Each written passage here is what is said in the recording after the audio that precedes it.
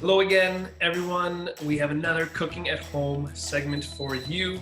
My name is Jeremy Capone. I'm the wellness chef, and I'm here with Steph Bladman. I'm the registered dietitian at Elixir Kitchen, and we're going to be cooking, following kind of more on that snack idea. This time working with beans, specifically chickpeas, to enhance kind of that plant-based eating for snack options. Again, like really focusing on things that are high in fiber or protein when you snack, because these are things that will help keep you fuller for longer. I know that for me these days, or just in general, I'm more of a grazer. I prefer eating kind of small meals throughout the day.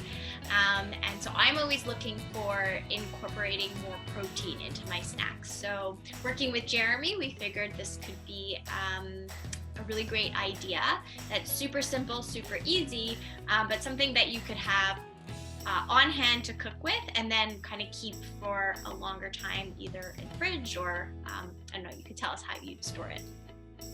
Yeah, so this is a really easy snack, and we're using, I guess, a pantry item that a lot of people may have picked up over the last few weeks.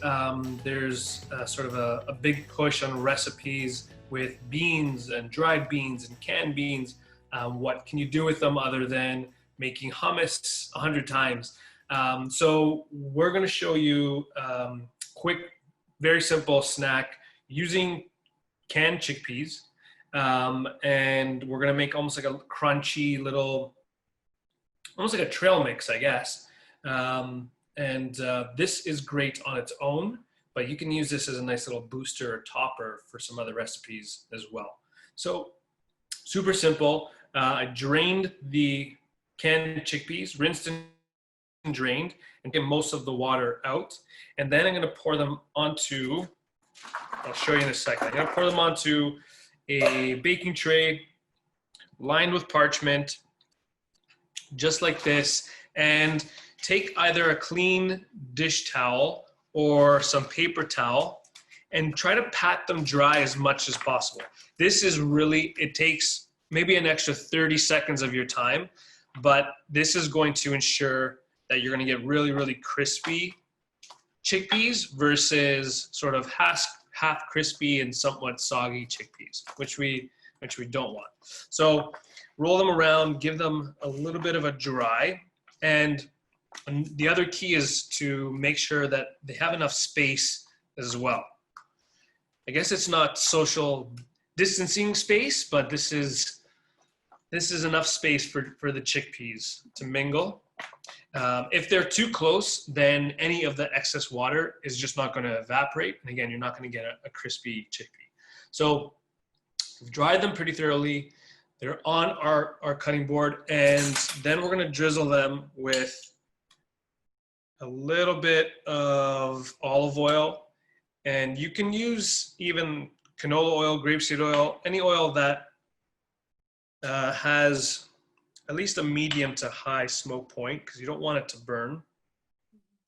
And I just wanted to say, we're using canned chickpeas, and it's really important to drain or rinse any of the excess or any of the liquid. And this also just takes away the sodium content, at least 50%. Nowadays, you 100% can get canned chickpeas that have no sodium added. If you see those and the price is right, then definitely go for those. Otherwise, you can get the ones that, just have the amount of sodium and just rinse them and drain them as well. So that's a really good tip there. Jer, I know that sometimes you could find frozen beans. Is this something that you could use for this recipe? Do they have frozen chickpeas? You know what? I used to see frozen beans more, and I guess it all depends on your grocery store. If you do have access to frozen beans, they're fantastic because it's just the cooked bean. They're not really being suspended in any liquid that might have extra salt or sodium. So you would probably just need to rinse them or give them a quick blanch in some boiling water and drain that well before you do this. But those would work really well, absolutely. And then if you did want to go through the extra process of using dried beans, then you would just follow, the regular instructions for that.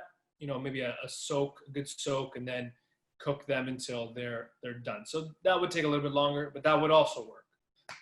So frozen, dried, or canned would be great for this recipe. Yeah. Okay. So a little bit of olive oil. Toss them around a bit. Again, make sure that they have enough space in between each other, and that's it. So 2 ingredients. That's going to go into the oven for 400 degrees Fahrenheit, and we want to bake those for about 20-25 minutes until you start to see them sort of get a little bit golden brown. They'll start to sizzle a little bit. And then after 20-25 minutes, just shut the oven off, leave the door open slightly, and just let them hang out in there. So you can definitely take them out earlier, and they will, have maybe a 7.5 crunch factor. But if you left them in there, again, oven off, door slightly open, and let them dry for up to an hour, then you're gonna get a really nice, crispy, crunchy chickpea snack. So did that in advance. And let's get a little zoom action on here. So here we have our super crispy, crunchy. I'll do a little crunch test here. See if you can hear it. Oh, wow. All right. That's crunchy. Good. Awesome. And I just wanted to add, this is a super great opportunity to use your herbs and spices because there's so many antioxidant, anti-inflammatory properties in things like turmeric, right? So you can top and dress and spice and flavor these cooked chickpeas any way that you want. I recommend doing some turmeric. It's a great way to add in that type of spice. We know that the curcumin, which gives the turmeric that golden brown color, is that antioxidant that you want to get more of. And it's actually even more efficiently absorbed in your body when you combine it with pepper, which has that black peppercorn. So that's really something that, again, super easy to include and a great way to top your turmeric intake. Beautiful. Yeah, so I just sprinkled a little bit of turmeric on there, and then like Steph said, adding a little bit of black pepper to that. Great seasoning combination, really, really tasty. Again, you can customize the taste here. You can put a little bit of, dried rosemary, maybe a little bit of Parmesan, some chilies, some granulated garlic, customize it, make it your own. Super tasty, super easy, super crunchy. And that is it. That is our crunchy chickpea snack. So thank you again for joining us. And again, remember to check out our YouTube channel and our website for more recipes and videos. See you soon.